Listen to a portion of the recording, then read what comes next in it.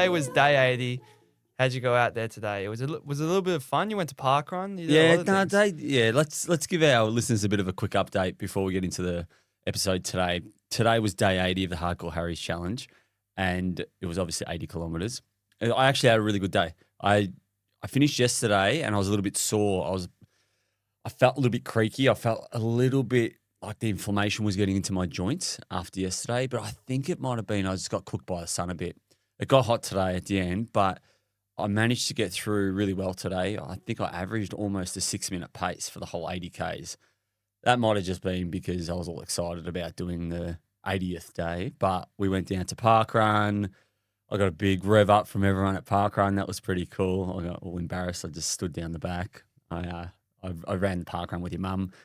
And then, just ran home by myself. And then your sister come out with me for a loop. But I just, smashed it out. And here we are, an hour or a bit later. I've had a nap and we're recording this podcast. Well, Dad, you can tell it's revved up for this episode. We've got 15. Well, we might not get through all of them. No, but we might not. We've got a lot of agree to disagrees. Yeah, agree to disagrees and controversial topics for those who don't know what agree to disagree is. So, the first one. So, this is, so essentially that's our podcast today. Yeah. We're things that we agree on, disagree on, or agree to disagree. And just having a conversation about them, which is quite interesting. Well, like Dad's ultra marathons, running a fair distance, this one was a little bit interesting. So the LA Marathon decided to hand out finisher medals at mile 18.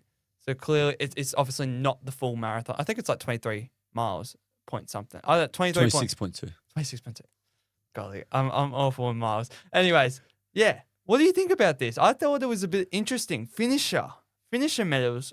Did you know the context? No, I don't know the full context behind it. Yeah, so neither do I, but I can only assume that they were giving out finisher medals to people that hit the wall early. Mm-hmm. And if me personally, I think I don't agree with this. I think it's a shambles that they even attempted to do this, unless they had a better unless there was a lightning storm that come through and people have obviously travelled from far to do this LA Marathon and they want a participation medal. Essentially, that's all they got. They got a participation medal because they failed at not at the full distance. Yeah. So I can see why they do it. I mean, we're in an age where participation is celebrated as much as winning or finishing. But I don't agree with it. I think if you sign up for a marathon, you're meant to finish it. So what are your thoughts? Yeah, I think the line has to be drawn with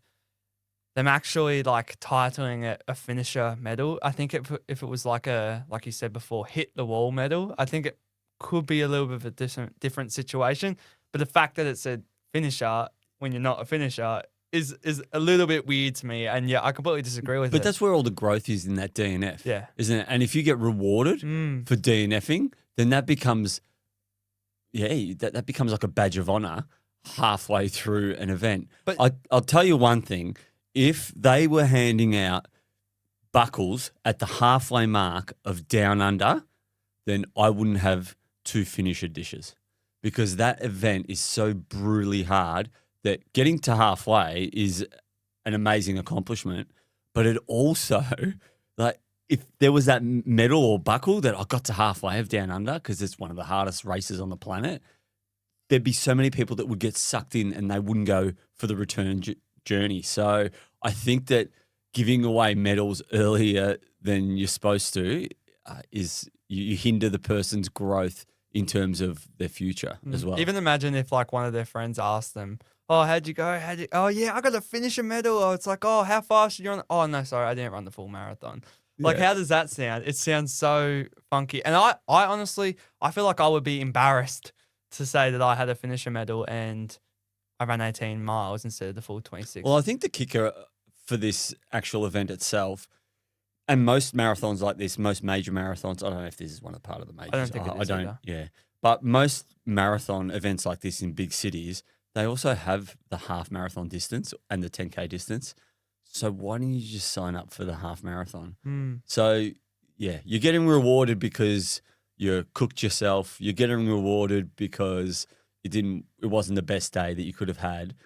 I don't think that I mean, I've been racing for a long time and I've never gotten a medal. I've even gone to events at Trails Plus, and I've seen people walk up to Brett and say, "Oh, I signed up for the 100K, but I really can't finish. I'm going to stop at 50.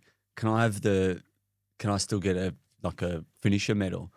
And I can just see the look on Brett's face going, "Well, you signed up for the 100K. You didn't sign up for the 50."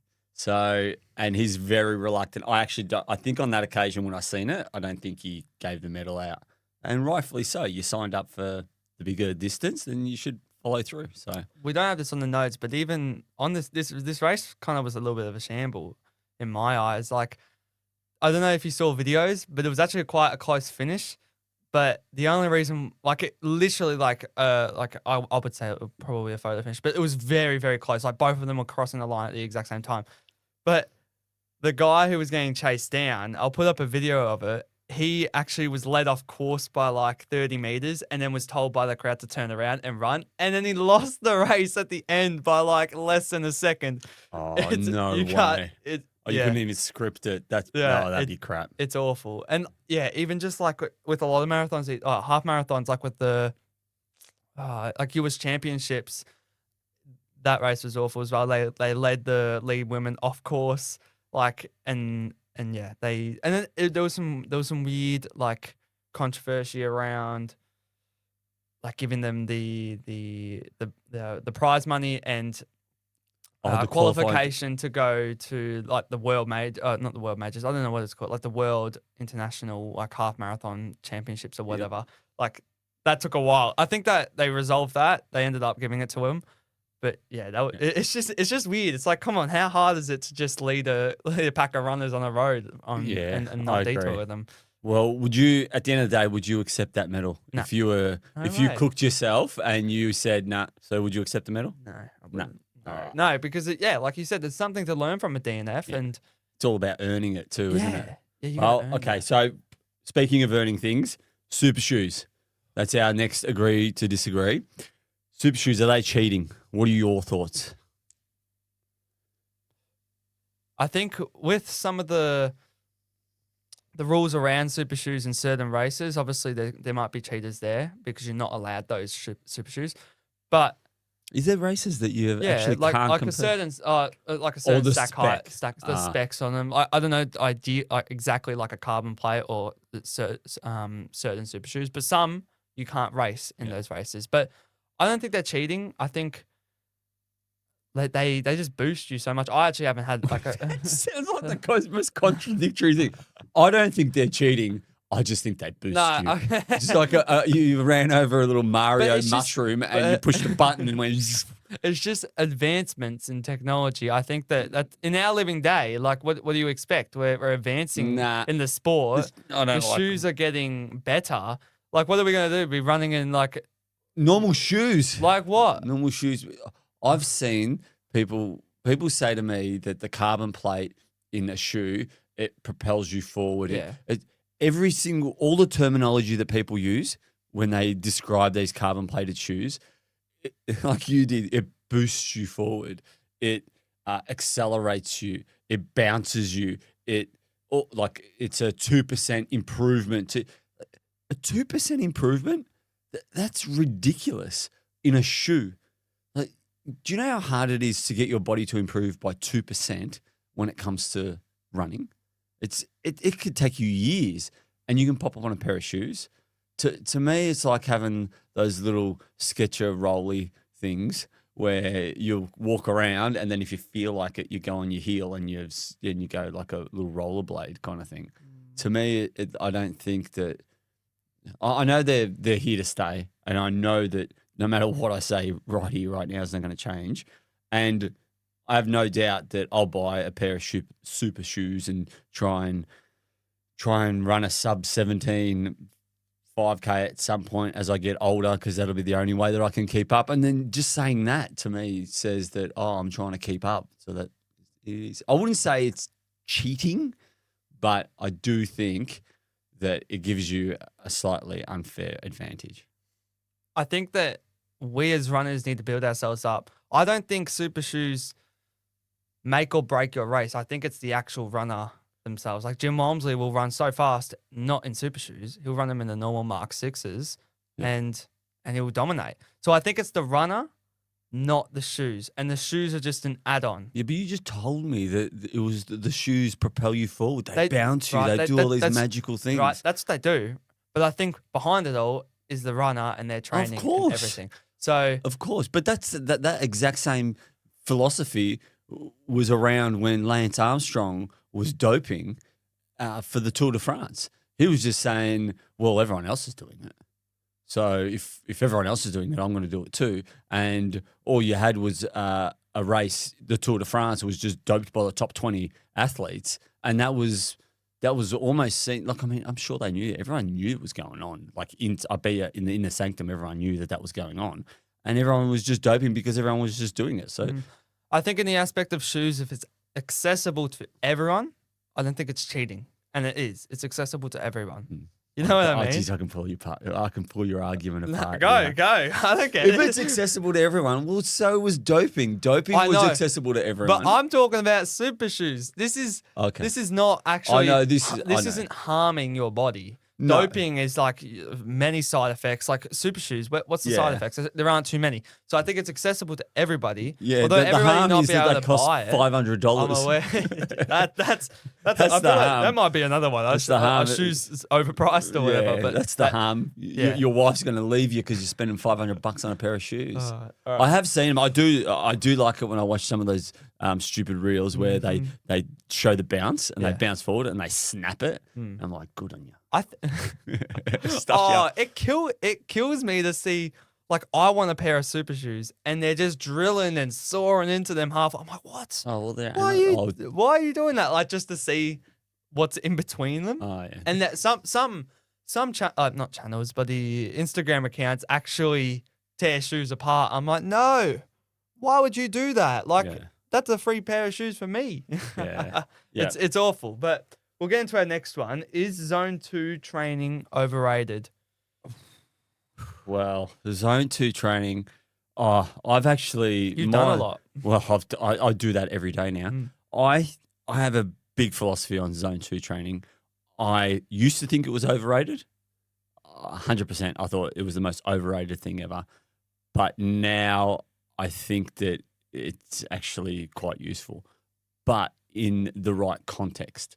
So Zone 2 training is good if you're fit and fast because it builds you in a different way.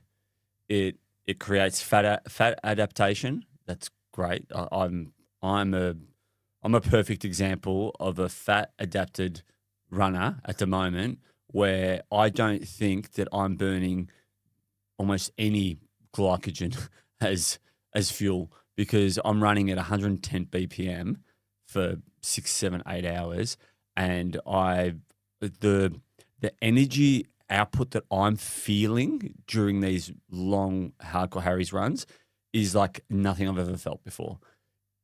And I think it's because I'm fat adapted, and that was because of the Zone 2 training. My body just adapted to burning fat as fuel, and fat as fuel is an amazing source because we've got so much of it and your body is happy just to burn it from my experience. So I don't think Zone 2 training is overrated.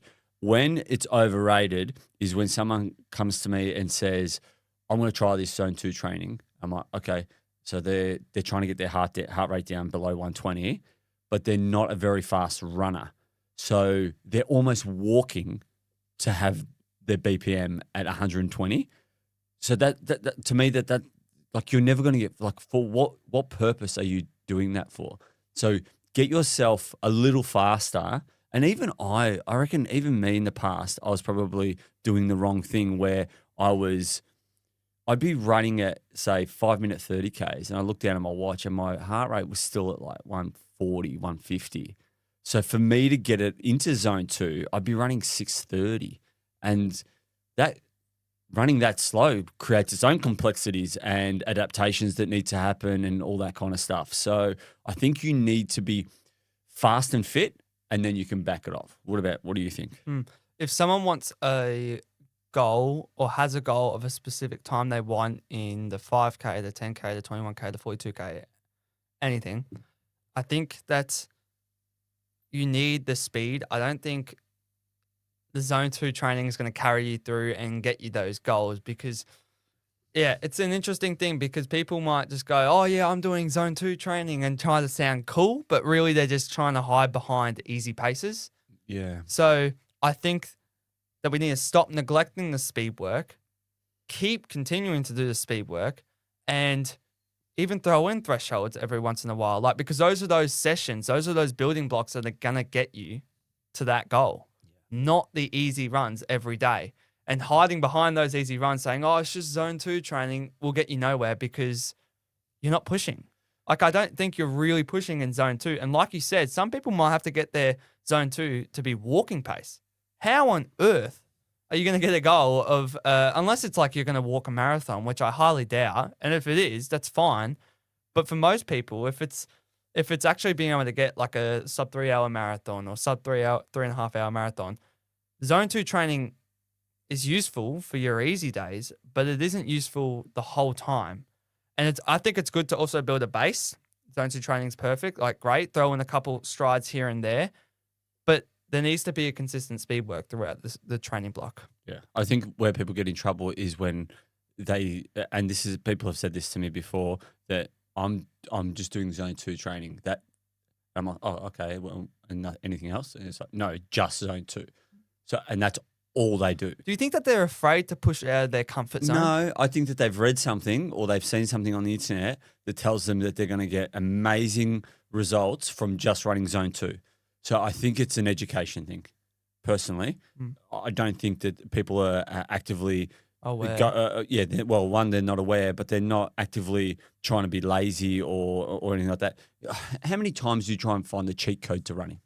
Like, you're always trying to find it. Or the David Roach approach, the Norwegian method, all these things. Which one of these things is going to be the bit of gold that gets me ahead of that next person? Well, zone 2 training can sometimes fall into that category as well with people. And I think that if people, training for anything, you just need variety. So I don't think that zone 2 training is overrated, but I think it's underutilized. But it's yeah. I know what you're trying to say there. I think that it's not overrated because in some aspects, like the building a base is it's perfect for. But if you're actually trying to train for speed and try to get somewhere, that's not where it's at. Yeah. It's the speed work that you need to include. Yeah. So it's not everything, but it is still important. Yeah, you use it as part of your toolkit for running, but also it's super duper important to make sure that you're not going just off your wrist heart rate, off your wristwatch. This is a good point. Because the strap across your chest is a hell of a lot more. Armband as well. The armband, they're a hell of a lot more accurate than just the wristwatch, because I wore your chest strap that I bought for you, and I was out by 15 BPM. So I was I remember I was running and it was saying 145 on my watch, and I put the chest strap on, exact same run, and it was 130. And so realistically, I was probably doing zone 2 runs and without realizing I was doing them. I think we have a topic on that later on about the watches and all that. Okay, so stay tuned for it because we have some really big opinions about that. Right. So Strava is ruining running. What are you laughing at? I just think this is great. Like, I think it's awesome. You're just sitting there laughing like an evil overlord or something like that. Right. So what are your thoughts? Is Strava ruining running? There are two things. There are two sides to this topic. One is that Strava is amazing for support and really just helping people out. I think it's a great platform for like it's like the Instagram for runners or the Instagram for the what's a broad term for really fit people? Athletes. Yeah. I don't know why. It didn't even go through my head. Just escaped your brain. It's like a social media platform for athletes, and I think it's great because it's a collective community that bring each other up. Like you'll never ever see a bad comment on Strava.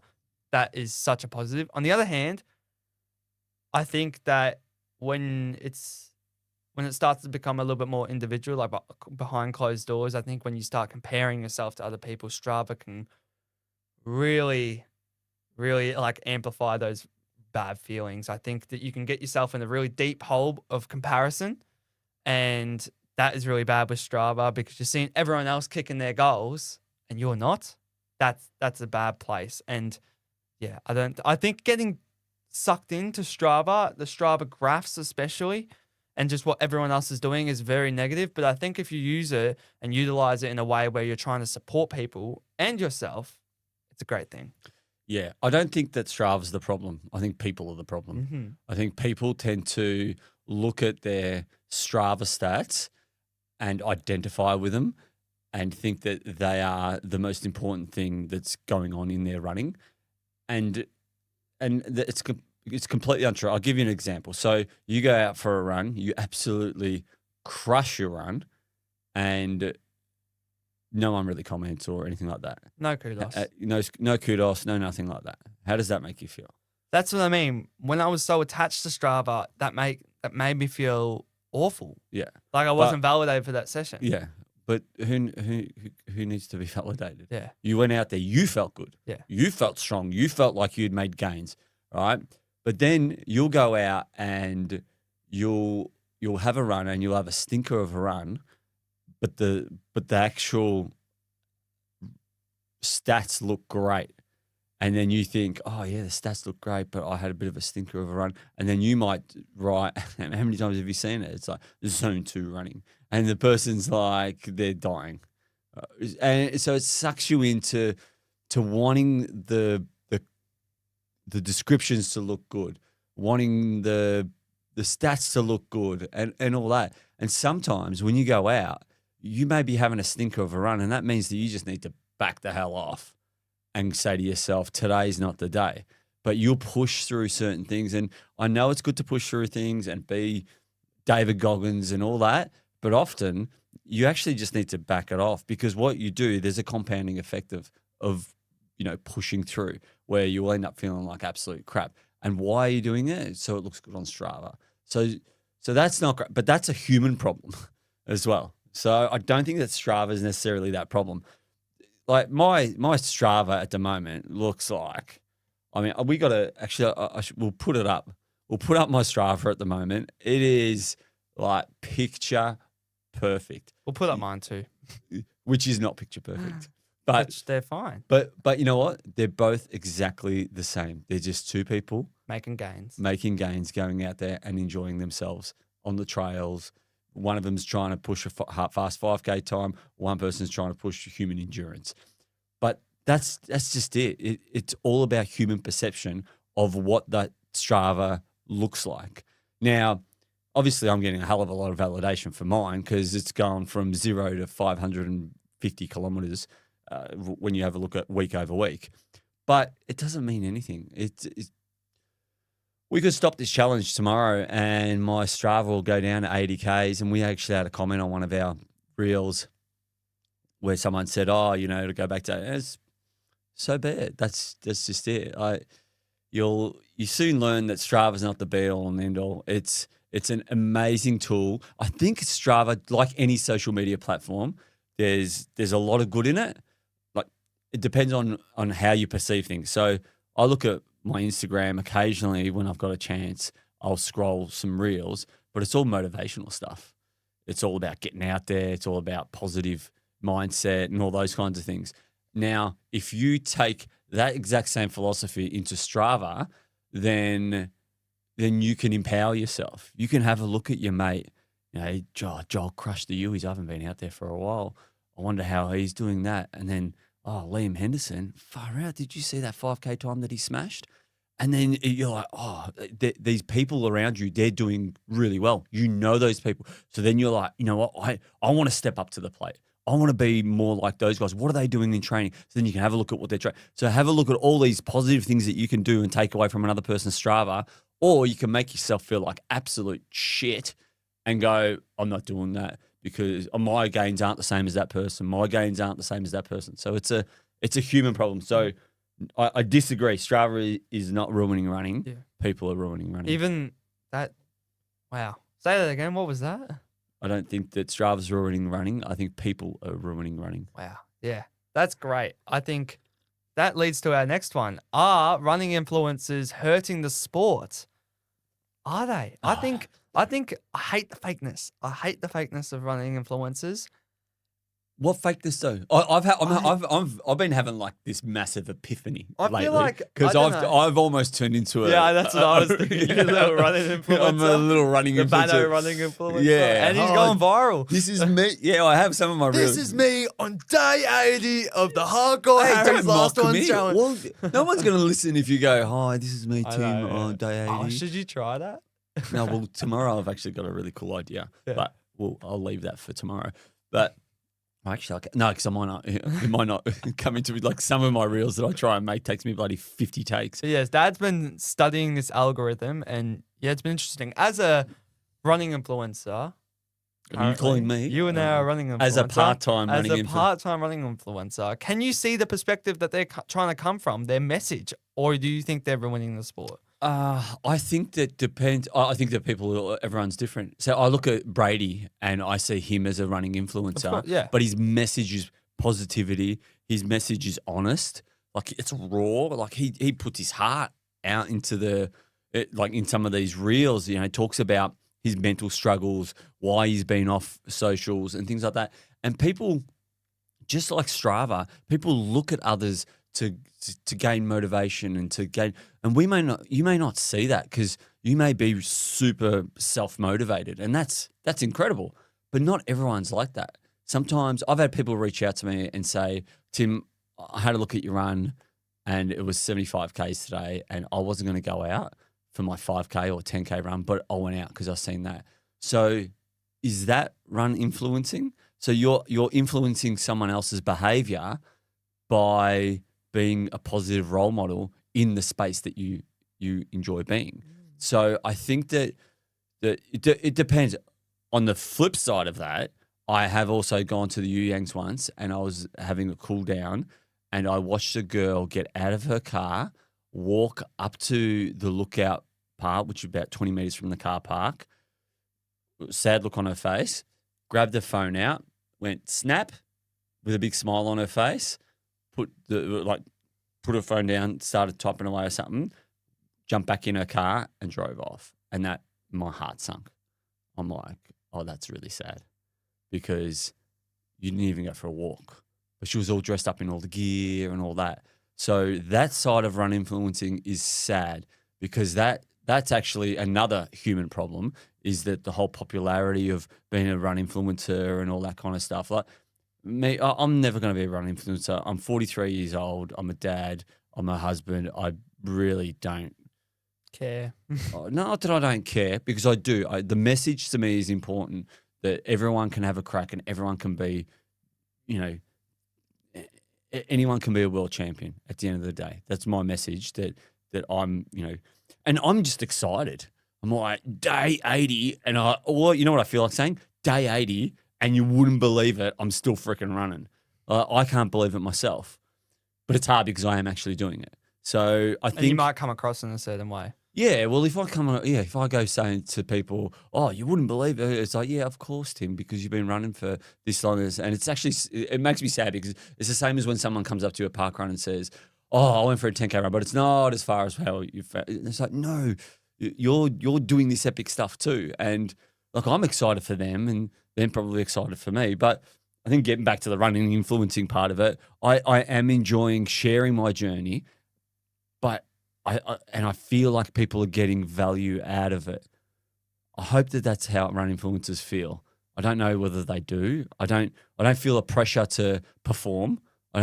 Yes, you're probably getting Tim dialed up 20%, so that it might get some more attention. But for me, the attention thing is more so people come to our podcast, listen to our podcast, and see that, hey, here's this guy that's doing this epic challenge, and he's got some of his views on running and life and stuff like that are valuable and I might learn something. And that's essentially what I'm trying to do with the whole, as you call it, run influencing. Yeah, I think the bottom line here is how, and it depends on how you influence people. Yeah. So is it the fake influencing, or is it the influencing where you actually want people to get better? The Brady's of the world, the U's of the world. It's got to be, what message are you trying to get across? And it's got to be authentic too. You can't be the girl that's taking a photo of herself all happy when she's sad and didn't even go for a walk. You can't be that, because that's fake and that's not what people want. And I feel like deep down, I'm a big believer in a energy between people. I think you can feel that energy between it through the phone. I think that you can tell whether or not someone's trying to be fake or not. I really do believe that. So just be authentic. That's the message here. Be authentic in the way that you want to be, and spread your message across the world in a really nice manner, I think, because I think everyone's journey is valuable, and I think a lot of people can take away from it. Yeah. I think I've learned a lot, listened to a heap of podcasts lately. I've been talking about AI and stuff like that, and people's connection. People yearn for a connection between other people. And I think that what you just explained it perfectly. You can actually you can't fake. Often you can't fake stuff. It's very, very difficult. Like me personally, you couldn't do it. Me personally, I find it hard to fake anything. Even when we come in here, if we've had a disagreement or an argument, or we're like, you can see it through the screen. You could see it through the screen where it's like these guys aren't. And we haven't had an argument, guys. We're fine. Yeah, we do get frustrated with each other. Yeah. And then, but that frustration also can spill over into this space.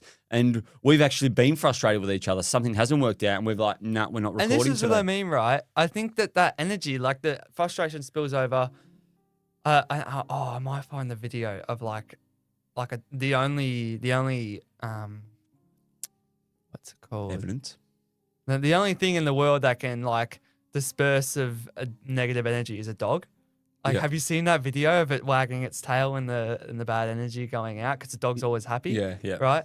So in the application of this, we bring in a bad energy into the podcast room. We're kind of upset, and it almost everybody can feel it.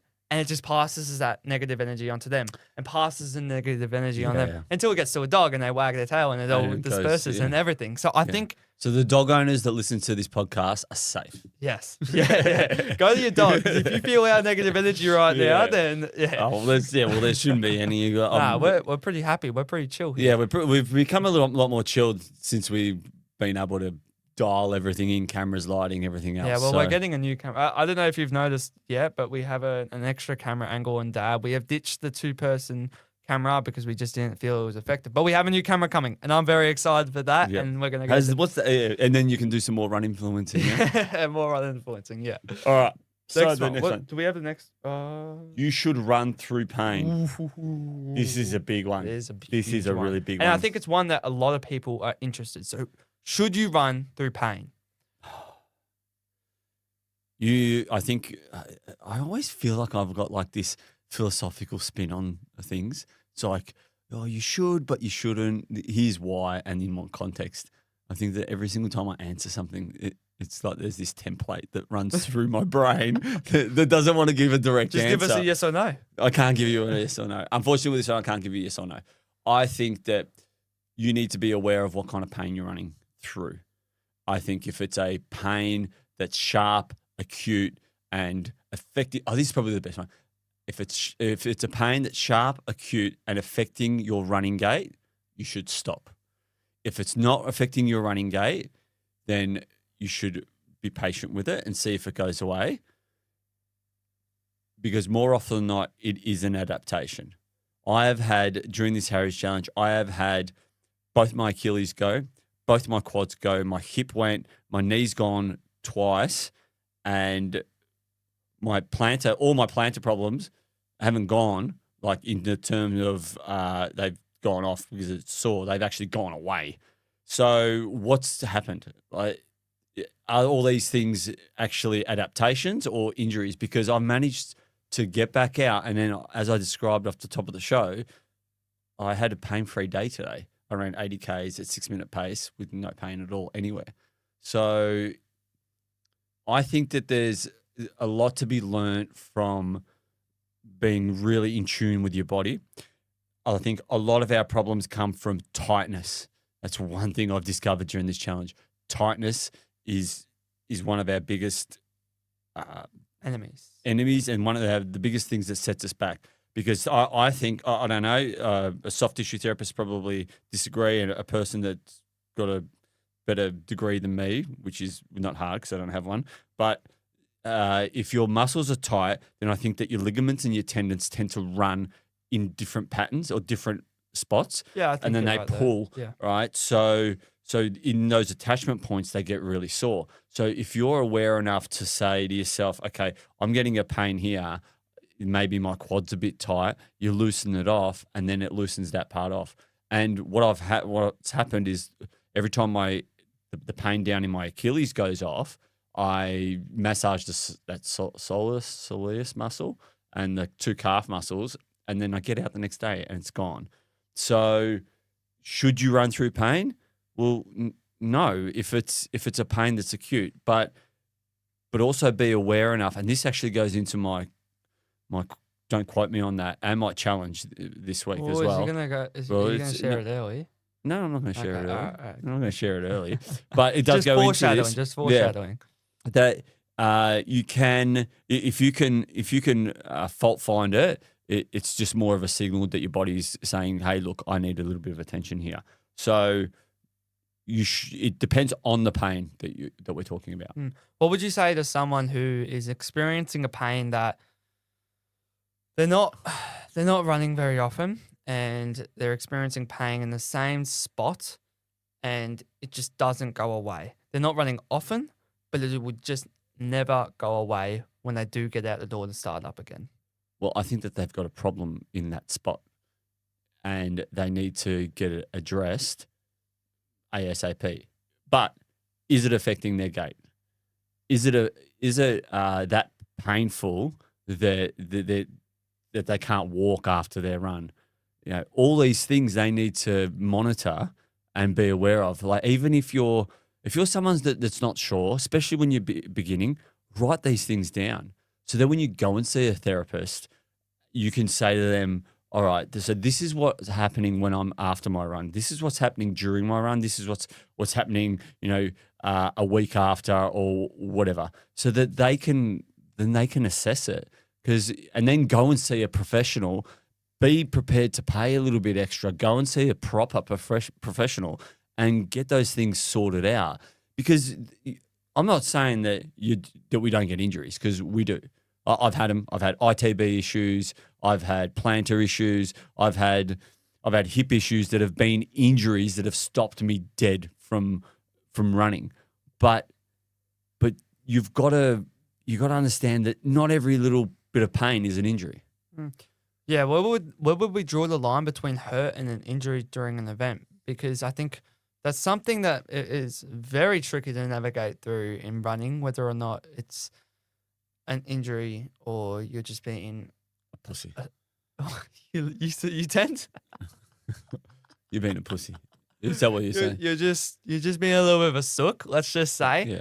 And yeah, how do we navigate through that? Because it can be challenging. I think for me, I just push through any kind of pain. I think during an event, you really know. And I think I feel bad for everybody who DNFs and sells themselves short because they think they have an injury, and then the next day you go out and you're like, oh, I could have got out there. I could have ran the extra 8 miles at LA Marathon. You know what I mean? So I think really just understanding your body, and to say the least, because that understanding your body can be hard as well.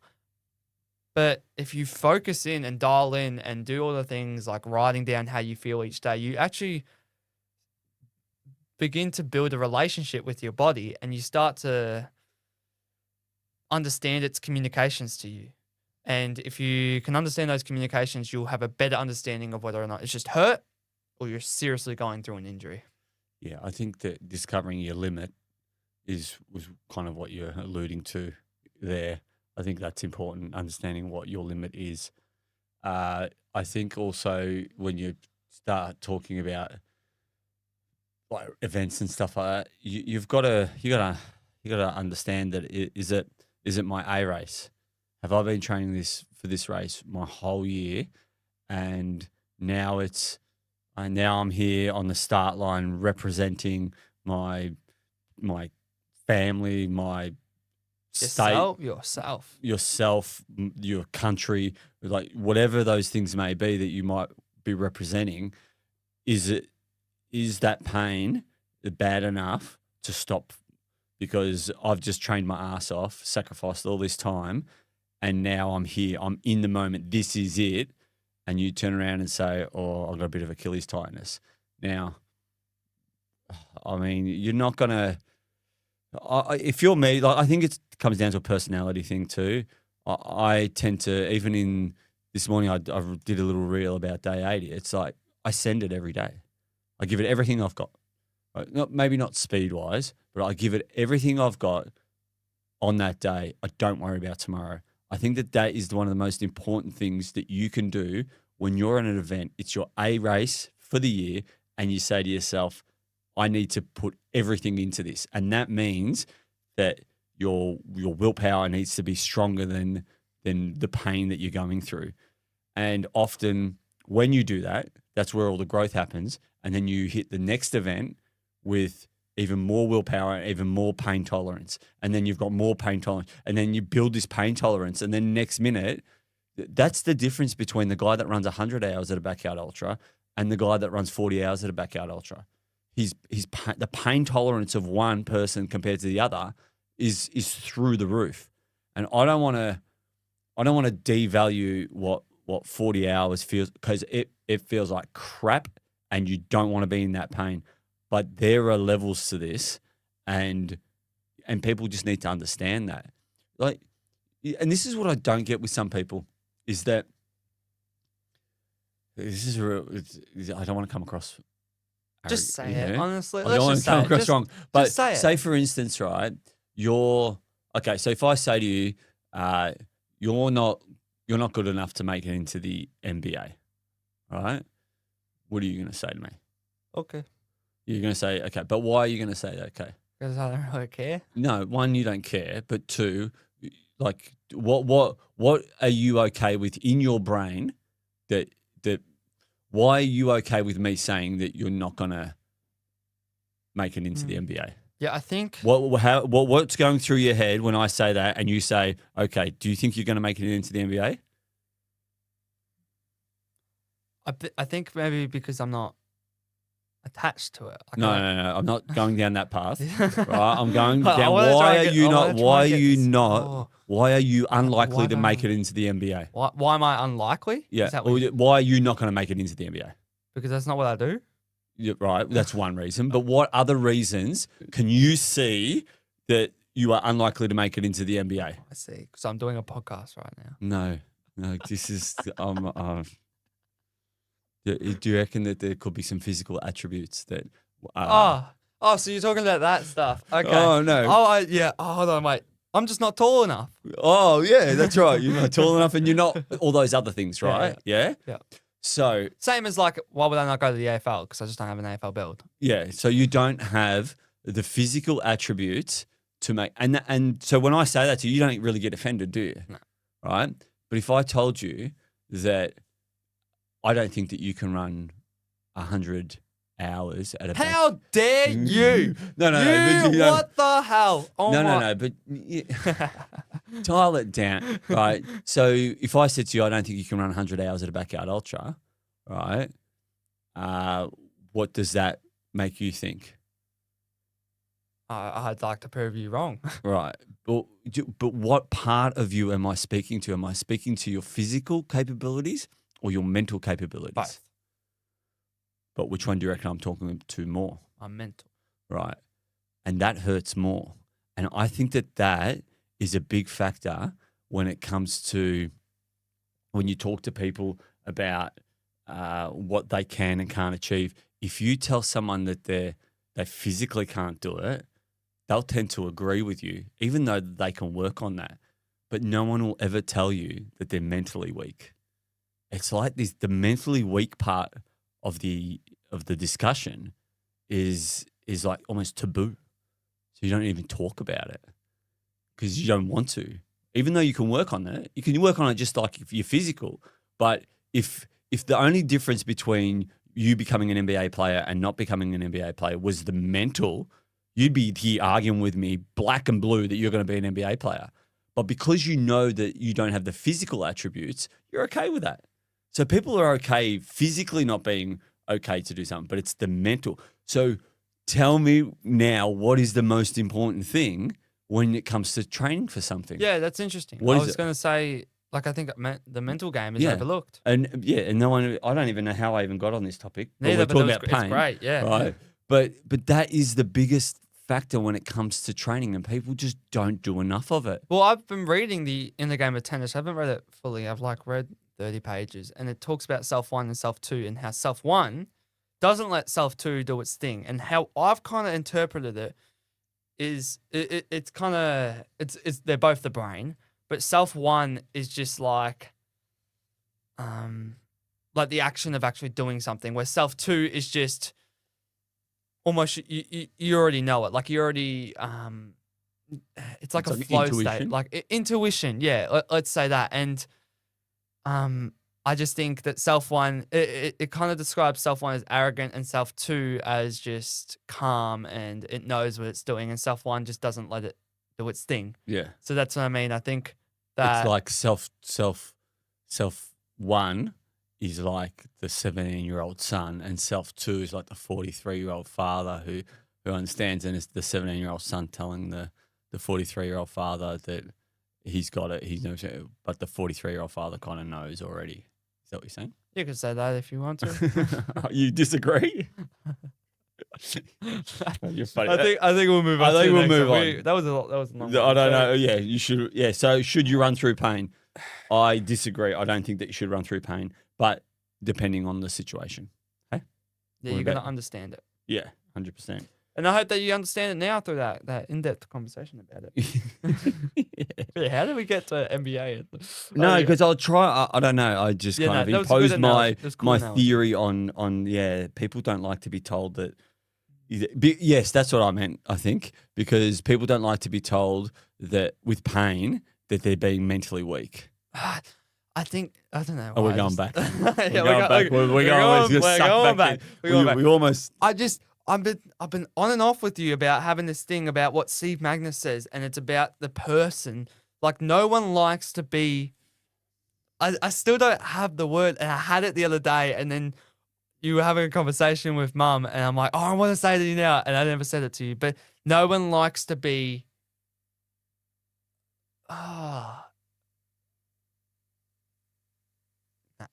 Mentally weak. It's just it's something to do with that, but I'm gonna bring it up on the next episode. Right. Remember this, everyone. Whilst your brain's trying to find it wherever it is, we'll move on to the next one. So is running a real addiction?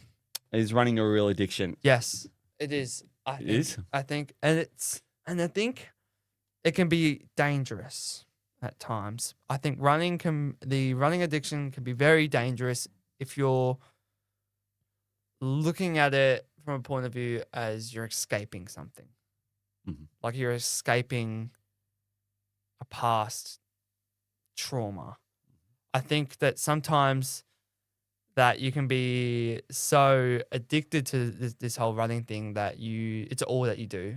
And I'm not saying that the negative thing here is that you're running to escape and trauma. That's completely fine. If it eases your mind, that's okay. But I think it's dangerous if you attach yourself and your identity is running.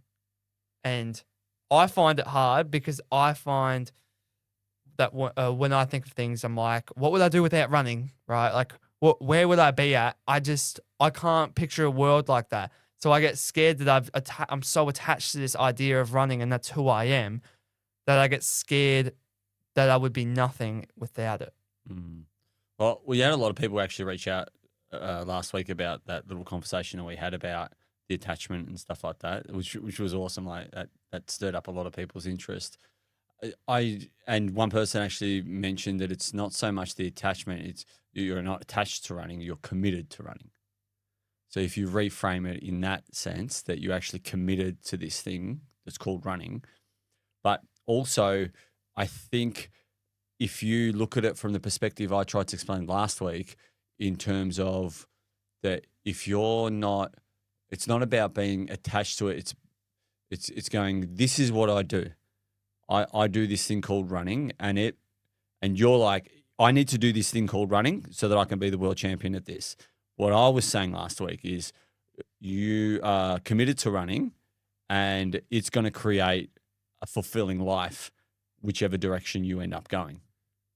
So I think if you frame it like that, then you don't have to worry, because whatever happens, happens, and you let go, and you let go to it, and it doesn't become an addiction or anything like that. I think that running for your own mental health is super important. It puts you in a flow state. It releases endorphins, dopamine. It releases all the good chemicals in your brain. You'll go out there. You'll think about your problems. You'll come home a happier person. I've now, I mean, doing this challenge, I'm running for 8 hours a day. I'm in a flow state for 6.5 hours a day, and I'm finding that the ideas in my head that come up are fantastic. I've got some really cool plans that I want to do for my own personal growth and my own career growth and things like that. So I think that running can be addiction. There's a lot of, I'll be honest, I was addicted to running when I first started, but I wasn't addicted to running. I was addicted to what running gave me. Running gave me a way to lose weight, and I wanted to lose weight, and I was addicted to losing weight. And what was the fastest way to lose weight? Running. So that is where I think running can be an addiction. It can also be and that's an unhealthy one, because and it's very dangerous, because people always see running as healthy. But if you're using running as a tool to lose weight, well, that's not healthy. But it's perceived. That's an interesting topic, because I come across a couple pictures on the carousel on Instagram about how there were two options to lose weight. There were like injections and medicine to lose weight. Ozempic and stuff. Yep. Yeah. And then there was gym. Yeah. And there was a line outside the Ozempic, and there was one person in the gym. Yeah. So I think in that aspect, the addiction to getting like a lot more fit and running is good. Well, it shows that people aren't actually addicted to the running. In They're that addicted sense, to losing weight and looking and good. there's a bunch of other pictures, and it just really. But in that, it reiterates like your habits. Yeah. Like being addicted to your habits that compound into better lifestyle, just a better life outcomes. I don't like the whole addiction word. I think addiction is almost like a dirty word. Maybe you could say like a love for the sport. Yeah, well, you have a love for running, you have a passion for life and all those things. So have a passion for doing better. Yeah, I mean, you don't have an addiction for doing better. For us, running is a vehicle that we use to get us to places, whether that be creating a podcast or putting yourself in a flow state so you can think about your problems in life, or becoming a world champion at something, or being able to coach people, or whatever it may be. So that's why we use running. So I wouldn't necessarily say that that running addiction is real. I think that people use it. Yeah. So no, I don't agree. I don't think that running addiction is real. He gave a straight answer. No, I gave a straight. No, running addiction isn't real. Again, it's a person problem. I think people use it as a tool because they can see a corner of society using running for health and well-being, and they may have issues in other ways, which are perfectly okay. Like we all have our vices and we all have our traumas and things that we work through in life. And if running helps that, then you know what? There's a lot of other things that you could be doing that are a hell of a lot worse than running. But no, I don't think running addiction is real. I think it's what you bring to it. Mm. So, yeah. I agree with you. I think that the word that we need to replace, we just need to replace the word addiction, because it's a passion or a love or just striving to do Yeah, better. but I don't think in the context addiction of what we're trying to yeah, agree of or what we're trying to disagree. unpack. Yeah. So running passion is real. Running, Yeah. so that's Yeah. not. Yeah. Do you know what I'm Maybe. saying? Yeah, I got what you're So saying. I think that so what is our view on running? It's a passion. Mm. It's a It's not habit. it's not an addiction. It's not an addiction, but in the broader sense, I think that running addiction is real And can be dangerous. and can be dangerous. Yeah. Yes. Okay. Or did I? Yeah. I Yeah. don't know. Or did I just agree to disagree with myself? I don't even know. Hopefully, yeah, we kind of see that just shows how much of a Well, we're confused. Oh, yeah. tangent we go on, and we kind of forget what we say. Right. Yeah, because we plead both cases, and then they both make sense. Yeah. So, all right. So, which one do you want to go to? Oh, this Yeah, one. we kind of covered the other one. Yeah. So, running is selfish. Do you agree or do you disagree? It's like deal or no deal. What do I do? You don't have to do anything. It's what you think. What do I do?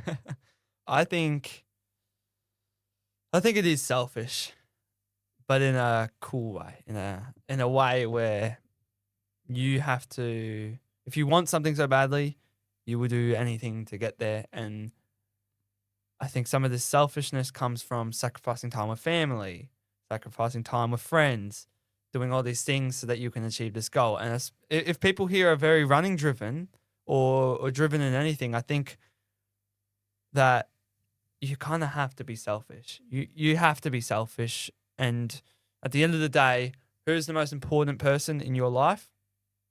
Yourself. Right. And I guess that can be twisted if you've got a family. But like for majority of the people, it's always for yourself. You're talking from your perspective. Yeah. Well, right. Yeah. From my perspective, I think right now it's yourself. As much as I hate to say that, like I would like love to put you and Mish and oh gosh, maybe not sometimes Mish, but you and Mum first. But at the end of the day, I think it's yourself that you gotta work on and that you put forward. And selfishness comes with that, with your goals and what you want to achieve. I think as you age, you will change as you have a family. I think so and all too. that kind of stuff. I think that running is selfish if you're neglecting the important things in your life. So if you're neglecting your family, if you're neglecting your work, which I'm kind of neglecting at the moment, but I am taking leave. I think that those things, yes, you're selfish. But at some point, you got to trust your gut and your intuition that your selfishness might actually pay off.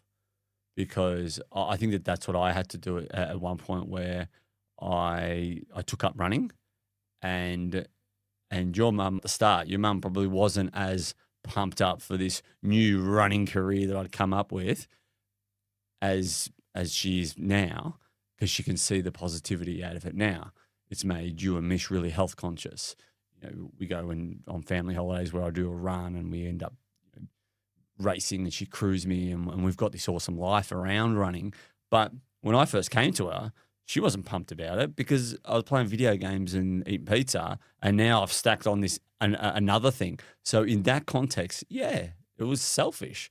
Running was selfish because then I was going out for a run on top of all that. So you've got to make sure that you don't neglect other parts of your life, or else, yes, running can be selfish. Yeah, I think the underlying message there is that it's forever changing. Yes, 100%.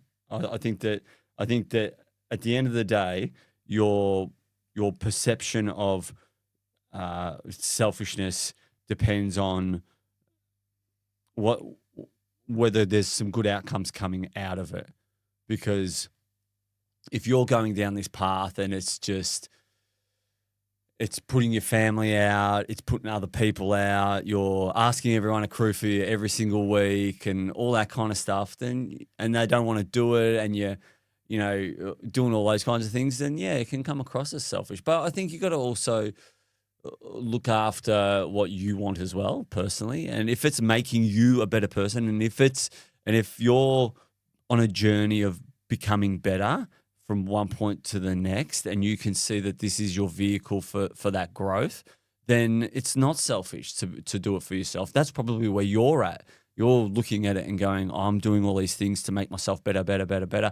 And then hopefully once you arrive at this place where you're like, this is great, then you can help others. That's where I kind of feel like I probably spent 15 years of using running as a vehicle to becoming better. And now with all my discoveries, I've been able to bring it back to a podcast, been able to teach you about some stuff, and using all those kind of templates to becoming a better person. But it did start with a little bit of selfishness at the start. So, yeah. So this week we reached out to you guys and we asked some of your controversial topics, and we got a couple of them. And the last one will win a Tailwind pack. Yes. So we had about 10 people reach out about their little controversial things. We picked the top 3, otherwise we'd have to do another whole episode about it. We probably will. Yeah, we probably will. We will mention some of these in an upcoming podcast. So we had 3 that we really, really liked. And we did like the other ones too, but these were the best 3 that we had. Backyard ultras are one of the only sports that actually create a level playing field. Do you agree or disagree? I think backyard ultras are a really cool thing with the whole level playing field idea, because you get to run with the greats of our sport. Like, you can't just go and be a pickup basketball player who plays once a weekend and then you go and play with LeBron. Like, that just doesn't happen.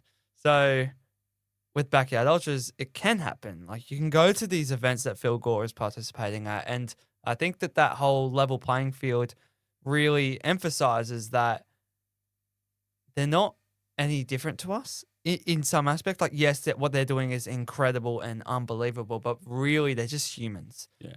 And they're not any different to us. And we compete at the same races as they do. Do you reckon it helps because we start at the same start line every single hour? Yeah.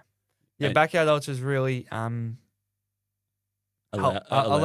for that, and allow for you to be able to run with those runners, because maybe sometimes in point-to-point races it can be hard because they're off flying. But in a backyard ultra, you're there every hour. I think in a broader sense, like last one standing ultras, and ultras in particular, also create a level playing field with men and women. I think that like the rise of people like Courtney Delwater, like, I mean, what she come like top 10 at UTMB one time. Like, that's phenomenal.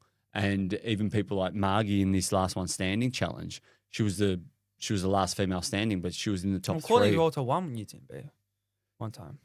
No, overall. Yeah.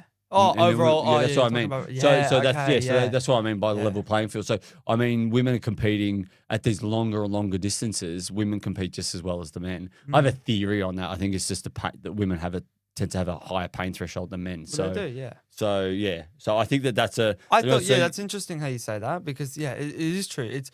It does kind of level out that playing field, because in other races, men do tend to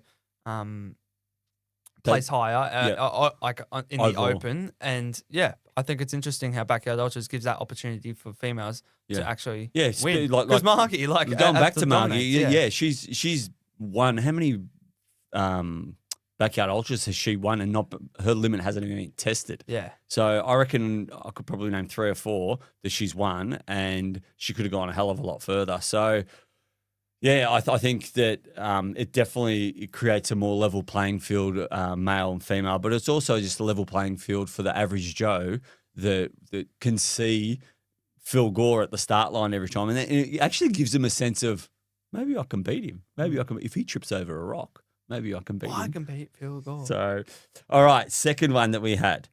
All right, this is the second one. This is the deciding, because whoever. Wait, no, they won't know. They won't know. No. Prize money for podium finishers at the expense of entry fees rising for everyone. So, what do you think? Do you agree that we should raise the entry fee so the prize money can be bigger for podium finishers? Agree or disagree? I reckon you're going to agree because you're someone that finishes on the podium. No, But I'm not like that. I don't know. I think it would kind of. I don't know because I'm not really about the whole money and prizes and whatnot. I actually just enjoy like the winning aspect of things. I don't. I would disregard the prizes. Yes, they're a cool add-on, but I would have to disagree on this one because I think that we should be inclusive of everybody. Yeah. And I don't think and raising the prices would like lower participation. And I think it gives like lower like Trials Plus like they're super cheap or not cheap, but like their prices aren't very high. And I think that it's amazing because it just opens up a whole new world for many different people because they're not so limited by how expensive a ticket is. Okay. Do you reckon that your opinion would change if the difference between you being able to compete at a higher level and staying where you are is a $3,000-$4,000 podium prize if it's your own development? So if you want to go race UTMB, but you can't because you're making you're winning a headlamp at a race or $100 voucher. Not to say that those things aren't amazing, but at the cost of maybe $10 an entry for each person, and then the podium getters get 3,000, 2,000, 1,000, and then that 3,000 pays for your flight over to Chamonix to race. What do you think then? I think that I think maybe with the higher end races, I don't think the local races like need to raise their prices. I think maybe the higher end, yes, you could apply that $10 extra per person, and that goes to the winners. But I think that the whole race organization needs to make a profit at the end of the day, and you can't be giving all your money to the winners. Yeah. And the podium people. But so yes, and what you said there, of course, it would be nice. It'd be amazing. I think that should apply to these bigger races that ideally they can afford to do that. But I think with more local races, maybe not. Maybe that's just all about the participation. Yeah, 100%. Because I mean, how often do you get someone to turn up to a local race that is probably not good enough to go to a high-end race, and you go and giving them $3,000 and they're spending it on whatever. But I mean, some of these people, if you have a look at this Hardcore Harry's challenge, the prize is actually not the prize for the winner. The prize is like everyone gets tickets for every day that you stay in, and then the prize gets drawn. It's like $5,000 worth of prizes, and it's a spot on the TV Search for Her TV show. But I mean, the investment in time and money to actually participate, you've got to be willing to want to do this challenge for more than just the money, essentially. But I mean, I think that if you're, like you just said, if you're hosting an event that's a big event that charges, $1,000 anyway, then yeah, you'd want to be rewarding your main athletes. These people have trained for like 6 months. They're training just as much as a professional athlete. And if you're giving them, a voucher to the local restaurant, that's nice. But man, these people have worked their asses off. So I think I think you're right. There's a scale to it. You reckon? Yeah. All right. So the final one and the winner of the Tailwind Recovery Pack, which we'll send out if this person can just reach out to us. Ultra running sits on a fine line between discipline and selfishness. Now, we slightly covered the selfishness part of it. All right. What are your thoughts? Do you think that which one do you think it is? Do you think it's discipline or selfishness, or do you think it's both? Yeah, I like how you added the last one. I think it's both. You reckon it's both? It's got to be both. I like that one. Because there's no just being selfish and just being disciplined. There's a mixture of both. And I think that those two mixed together ultimately develop into like you being greater. I think like if you're just always selfish and don't have any discipline, then like you It's end almost up. like you're spraying from the hip and you're just shooting and you don't really give a crap. But the discipline it gives you more direction. And because I think if you're selfish, it'll be just like, oh, I don't care about this, and you're just taking everything in. But you need to be disciplined enough to go, okay, I understand that this run I have to do there. I actually can't go out and have a drink on a Saturday night. I need to be disciplined because I've got a training session on a Sunday morning or whatever it is. But being selfish, you could be like, yeah, you just don't care. You just do everything and not care about anything. Yeah, You I think think that? I think you answered that quite well. Yeah, I really like that question. I thought the fact that it is a fine line, but it's both. It's the discipline and the selfishness that you need. And I think it's at different levels. For someone like you, it looks a lot different. And for someone like me, it looks a hell of a lot different because you could throw in discipline, selfishness, and making sure I get my priorities right too. Because as you grow, you build a family and you build friendships and you build all these other priorities and responsibilities.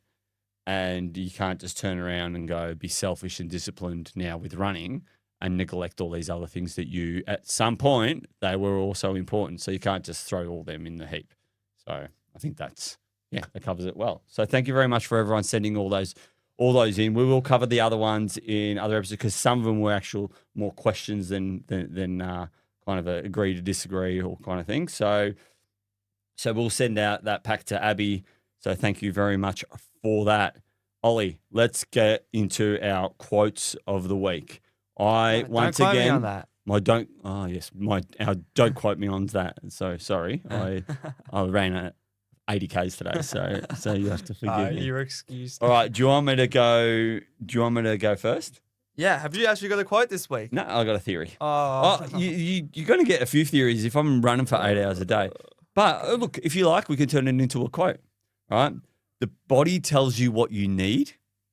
You need to be a good interpreter.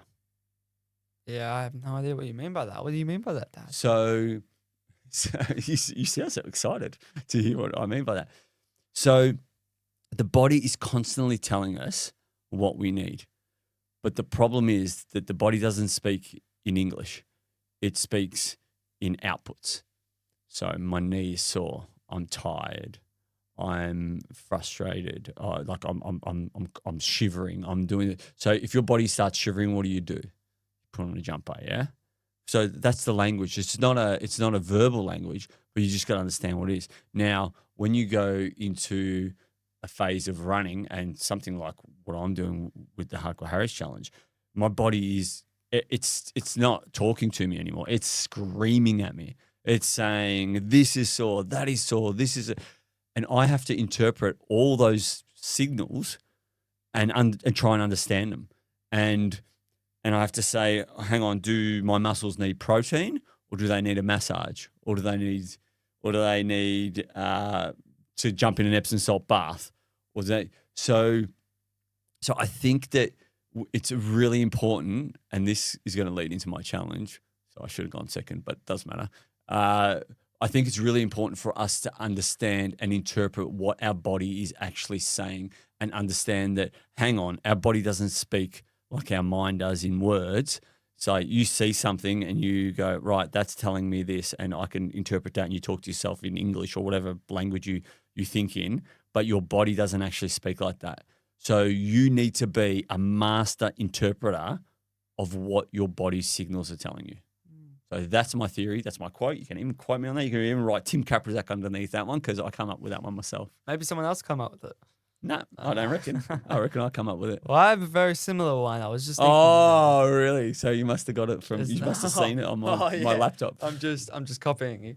No, so don't quote me on this, but to develop as a better athlete, we need to put our body in a state of shock more frequently. What I mean by this is that if you're always staying in your comfort zone and you end up getting to a position where a curveball was thrown, what are you going to do? Like, your body won't know. So I think we need to be constantly putting our body into a state of shock for it to be able to adapt to many, many, many, many, many situations that can happen. So I know, for example, Michael Phelps would train and the lights would randomly go off because what's going to happen? Like you're in the middle, you're swimming, you're about to win a gold medal. Like the lights come, oh, I'm just going to stop now. No, you keep going. So it's those people that will achieve and develop as a better athlete because they're putting their body in a state of shock that they don't that they just Well, they're constantly problem solving. yeah. And that's what's happening. Yeah. So you're overcoming problems constantly. You're tripping over things. And for me, it looks like, obviously having a good day or a bad day, and going, oh, hang on, what happened there or whatever. Or you'll go do a race and you'll be like, and you put your body into that shock, yeah? And then you learn from that and you grow from that. I 100% agree. I really like that quote. Yeah. That's a good one. Well, I made it up. Oh, did you? Yeah. Oh, that's good. I know. I was kind of getting scared because I was trying to think about a quote that I thought I remembered, but I didn't remember. So, I kind of just went. Oh, well, you threw the Michael Phelps thing in. I thought, oh, maybe. Yeah, well, I thought because I just remember thinking that's how Michael Phelps trained, and I found it quite interesting. Yeah, well, that is. Well, he put his body into shock, to do that. Yeah, even the mind in shock as well. Yes. All right. So, better by next week challenge. I'll go first because it kind of leads off what I was saying. So I want our listeners and you to work on your body interpretation. So every single time a problem comes up that it's a body problem, I want you to come up with 3 things that it could be. Not jump at the first conclusion that you come up with. So when your calf is sore, don't go, I need to stop my calf. I've blown my calf. I blah, blah, blah. Say to yourself, okay, what 3 things could that be? Because my body's trying to tell me I'm just not being a very good interpreter. So I want you to go, is it tight? All right. Is the actual spot tight? All right. Yes, no. Is it tight? Am I cramping? Or is it a down the line thing? Is it tight in another spot that's affecting that as well?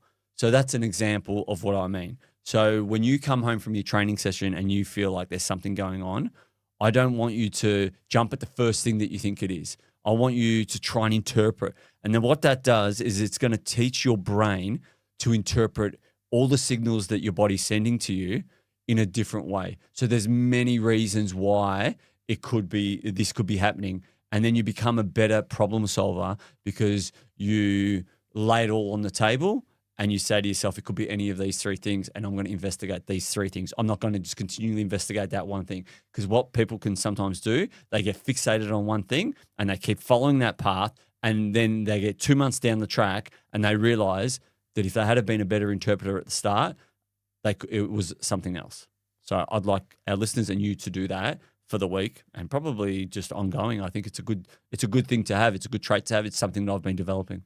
It's important as well because I actually really like that, because you might even Google something and you might have an issue about something, and then next minute you have this random syndrome and disease, and it's just definitely not don't Google stuff too much. But don't Dr. Google it. Yeah. But my Better by Next Week challenge for you this week is a bit of an interesting one. I want you to record yourself at the start of the week and say to yourself all the things that you would have to do in order for you to be happy by next week. Right? And then now I want you to look back on that video at the start of the next week and see if you achieved all those things that would make you happy. So I want you to list every single thing, every aspect of your life, and things you have to do in order for you to be fully happy about them. Yeah. I really like that one. I'm actually pretty happy with my life at the moment. But I mean, what would make it even better? Yeah. And even sometimes break it down to a day. Like you don't even have to write it on. You don't even have to record yourself every day, but you can write it down. On I really like the idea of me week. Speaking to the camera and saying, by the end of next week, if these things have happened, I reckon I'm going to be a happier person. Yeah, something like that. Yeah. Is that what you were saying? Exactly. Perfect. I like that, and then I'll look at it, and we'll actually on next week recording, I'll bring it up and we'll do it live. So, all right, cool. Well, that was a great episode, wasn't it? Yeah, I thought time flies. I know, time flies. It's another hour and 20-minute episode. We could have spoken about a hell of a lot more. I reckon we'll do a part 2 of this because there's so many controversial things that I like to talk about with you in regards to agreeing and disagreeing. So thank you so much for listening, everyone. Drop us a 5-star review if you can on Spotify. We'd really appreciate it. And keep following along. I'd like to thank everyone that's sending their messages of support for the Hardcore Harry's Challenge. My mind is blown at the fact that we're on day 80 today. And I don't know where this is going to keep, going, but hopefully the body holds up and I just keep pumping out the Ks and, all the best to Merlin out on the Nullarbor. I know he's doing it tough as well. So keep crushing your runs and get through the week. Yep, that's right. Yeah, I hope you enjoy the challenges and we'll talk to you next week. See you later. See ya. This is life.